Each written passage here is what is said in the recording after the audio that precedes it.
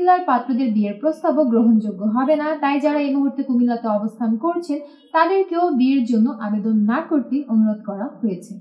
উত্তরাই হচ্ছে পাত্রের স্থানীয় ঠিকানা এবং আমাদের এই পাত্রী বড় হয়েছেন উত্তরাতে।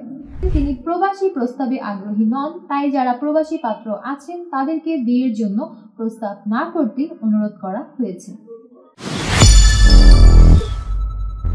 আসসালামু আলাইকুম দর্শক, matrimonial.com.bd এর পক্ষ থেকে আমি অনন্যা সকলকে স্বাগত জানাচ্ছি ঢাকার উত্তরার 28 বছর বয়সী একজন মুসলিম পাত্রীর বিয়ের প্রতিবেদনে। শুরুতেই আপনাদেরকে আমাদের এই পাত্রীর আইডি নম্বরটি জানিয়ে দিচ্ছি। পাত্রীর আইডি নম্বর হচ্ছে 44902। আবারও বলছি, পাত্রীর আইডি নম্বর হচ্ছে 44902। আমাদের এই পাত্রীর নাম শরীফা হোসেন ডায়না, তার ডাক নাম ডায়না। পাত্রীর বয়স 28 বছর, তার উচ্চতা 5 ফুট 6 ইঞ্চি। পাত্রী মুসলিম পরিবারের সন্তান এবং তিনি ধর্মীয় অনুশাসন মেনে চলেন। পাত্রীর গায়ের রং ফর্সা, তার রক্তের গ্রুপ বি পজিটিভ। বৈবাহিক অবস্থার ক্ষেত্রে পাত্রী জানিয়েছেন তিনি একজন ডিভোর্সি, তার আগের ঘরে একজন সন্তান আছে। পাত্রী বর্তমানে ঢাকার উত্তরাতে অবস্থান করছেন। শিক্ষাগত যোগ্যতার ক্ষেত্রে তিনি জানিয়েছেন পাত্রী গ্র্যাজুয়েশন কমপ্লিট করেছেন। পাত্রী বর্তমানে কোনো পেশাতে নিয়োজিত নন। শখ ও আগ্রহের ক্ষেত্রে পাত্রী জানিয়েছেন তিনি বই পড়তে ভীষণ ভালোবাসেন। শাড়ি হচ্ছে পাত্রীর পছন্দের পোশাক এবং আমাদের এই পাত্রী খিচুড়ি খেতে খুবই ভালোবাসেন। ফ্যামিলি ইনফরমেশনের ক্ষেত্রে পাত্রী জানিয়েছেন তিনি উচ্চবিত্ত পরিবারের সন্তান। তার পরিবারে আছেন মা, বাবা, একজন ভাই এবং 2 জন বোন। পাত্রীর সকল বোনেরাই বিবাহিত এবং পাত্রীর ভাই এখনো অবিবাহিত।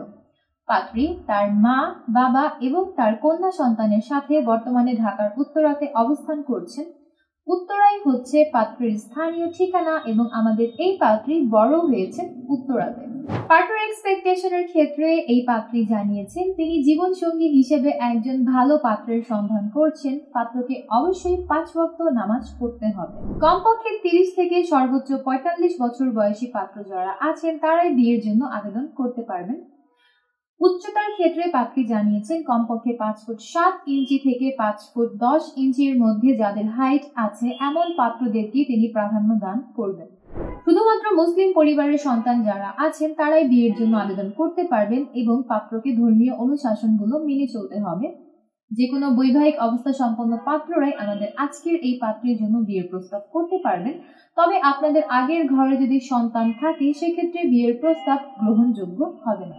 শিক্ষাগত যোগ্যতার ক্ষেত্রে পাত্রী জানিয়েছেন কমপক্ষে অনার্স কমপ্লিটেড পাত্র যারা আছেন তাদের বিয়ের প্রস্তাবকে তিনি গুরুত্ব প্রদান করবেন। যে কোনো চাকরিজীবী বা ব্যবসায়ী পাত্ররাই আমাদের আজকের এই পাত্রের জন্য বিয়ের প্রস্তাব করতে পারবেন। যে কোনো গায়ের রঙের পাত্রদের বিয়ের প্রস্তাবেই আমাদের এই পাত্রী সমানভাবে আগ্রহী আছেন। পাত্রীর পছন্দের এলাকা হচ্ছে ঢাকা, তাই ঢাকার পাত্র যারা আছেন তারা যদি বিয়ের জন্য আবেদন করেন আপনাদের প্রস্তাবকে সবথেকে বেশি গুরুত্ব সহকারে বিবেচনা করে দেখবেন বলে আমাদের এই পাত্রী জানিয়েছেন। তবে পাত্রী বলেছেন তিনি প্রবাসী প্রস্তাবে আগ্রহী নন, তাই যারা প্রবাসী পাত্র আছেন তাদেরকে বিয়ের জন্য প্রস্তাব না করতে অনুরোধ করা হয়েছে। এবং পাত্রী আরো জানিয়েছেন কুমিল্লার পাত্রদের বিয়ের প্রস্তাবও গ্রহণযোগ্য হবে না, তাই যারা এই মুহূর্তে কুমিল্লাতে অবস্থান করছেন তাদেরকেও বিয়ের জন্য আবেদন না করতে অনুরোধ করা হয়েছে।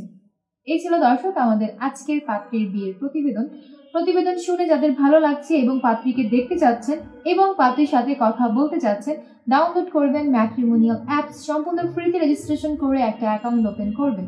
আপনার অ্যাকাউন্টের সার্চ অপশনে গিয়ে পাত্রীর আইডি নম্বরটি সার্চ করবেন। অতঃপর তার প্রোফাইলের কন্ট্যাক্ট থেকে নম্বর নিয়ে সরাসরি কল করে যুক্ত হয়ে যাবেন আমাদের এই পাত্রীর সাথে।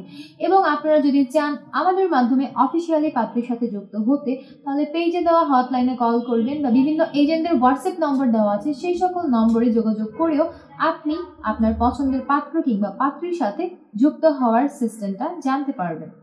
আমি অনন্যা আজ বিদায় নিচ্ছি। দেখা হচ্ছে পরবর্তীতে নতুন কোনো পাত্র কিংবা পাত্রীর বিয়ের প্রতিবেদনে।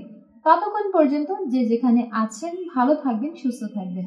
আর অবশ্যই matrimonial.com.bd এর প্রত্যেকটা পোস্টকে লাইক, কমেন্ট এবং শেয়ার দিয়ে আমাদের পাশেই থাকবেন। আল্লাহ হাফেজ।